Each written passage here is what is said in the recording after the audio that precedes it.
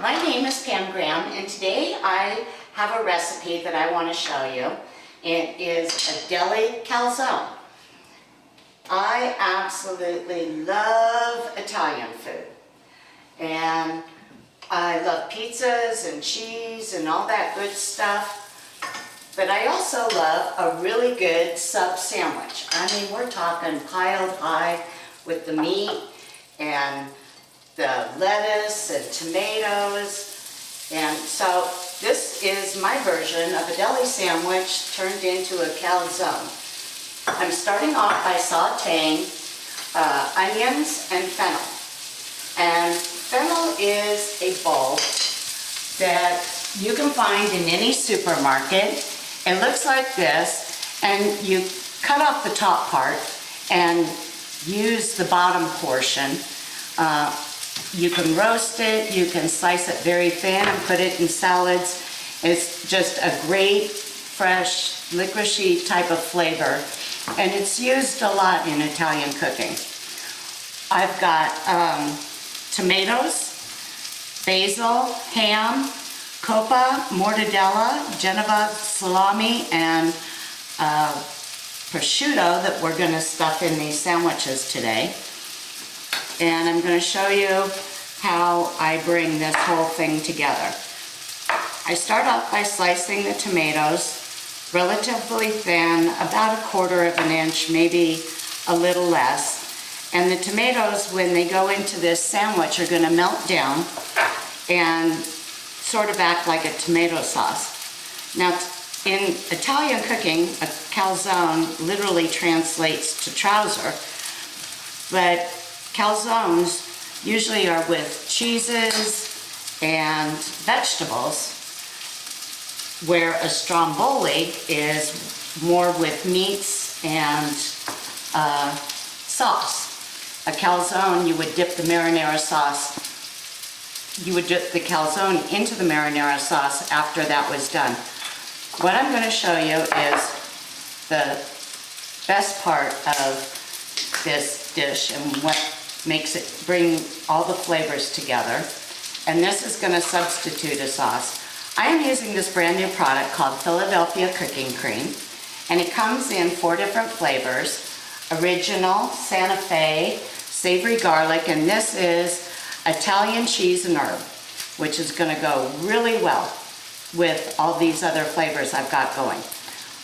I'm going to add a 10-ounce tub of the cooking cream to 8 ounces of shredded fontina cheese.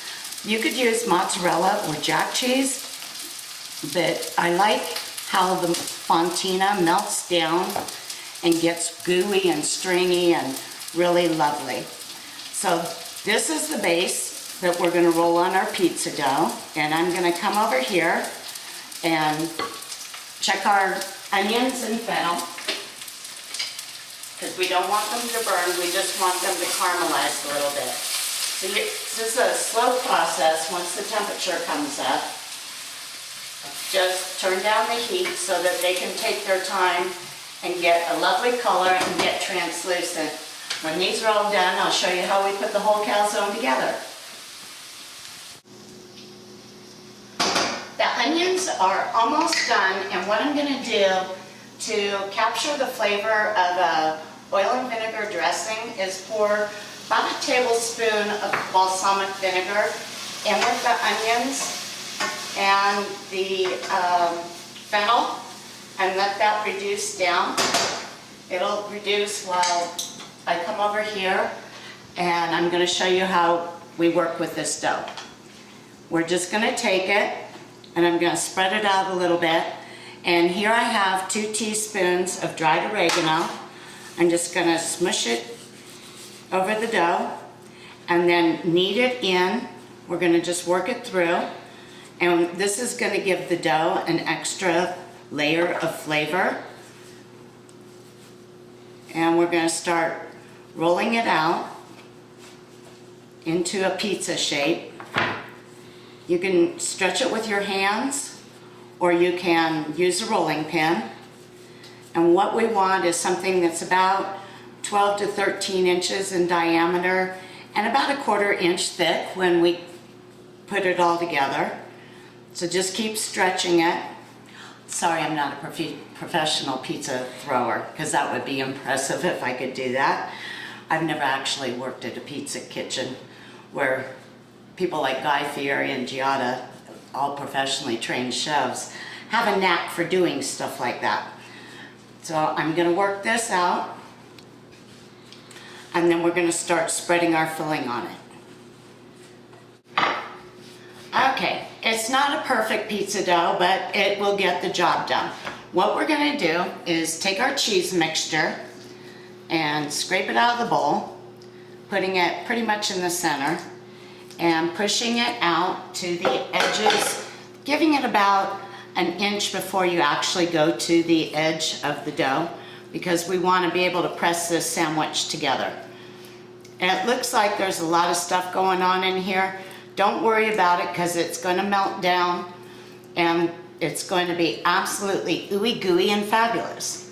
Now I'm going to take our onions, which are finished, and just spoon them over half of the mixture, and look at how dark and lovely the fennel and onions look. Part of that's because they've been caramelized, and the other part is because they have got the balsamic vinegar in them. Now I'm just going to take my different meats and layer them on half.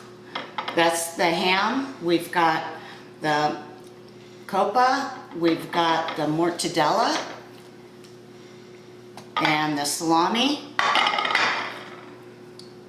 Ooh, this is going to be absolutely heaven. And with the prosciutto, it comes with slices in between. Just go ahead and keep them there, otherwise they become hard to separate and spread evenly all over. The plastic that they put in there helps to separate the meats out, or the slices. And there's our last piece of prosciutto. Now we're going to take tomatoes and spread them all over the top. And you want to get a good coating of the tomato, because it will cook down during this process. And then top it with fresh basil leaves. We're going to fold this over, and we're going to put it on, I've got a pizza peel. And we're going to seal the edges. If there are any little holes that pop up, don't worry about it, because what we will do is cover, the dough can be stretched right over the top of that, and we're just folding the edges so the filling doesn't come out. I'm going to put it right on the pizza peel. And if you don't have a pizza peel, what you can do is, at the point where you roll the dough out, put it on, this is a pizza peel, put it on a baking sheet if you aren't going to use a pizza stone. And I just put cornmeal on it. That's going to help it slide off the pizza peel and go right onto the pizza stone that I've got heated. My oven's at 450 degrees, and we're going to let this bake 15 to 18 minutes. And when I pull it out of the oven, I'm going to show you how fabulous this sandwich is. I'm also sprinkling kosher salt over the top. And it's going to go into the oven, and we'll see you in 15 to 18 minutes. We've got our calzone out of the oven, and it's rested for 5 minutes. And the reason we want to do that is so when I cut into it, that all the cheese doesn't run out. But you can see, oh, this is going to hold true to the deli style sandwich. It's got all that wonderful meat and cheese in there, all the flavors of Italy that you would possibly want. Look at that. Whether you eat it on a plate or you just pick up and take a bite, use robust flavors and create something really spectacular.